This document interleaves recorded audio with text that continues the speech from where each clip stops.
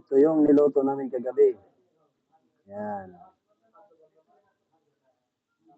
At ito yung niluto ni Boss Gerard. Nagbaon din kami. Ready na ang kainan. Ang ulam ngayon ay sa siyadong isda. Ito, baon lang namin to.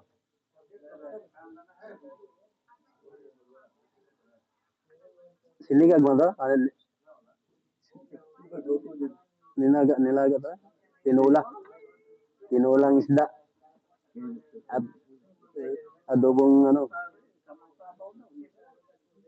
baka. Mangaon tayo guys. Guys, gutom na.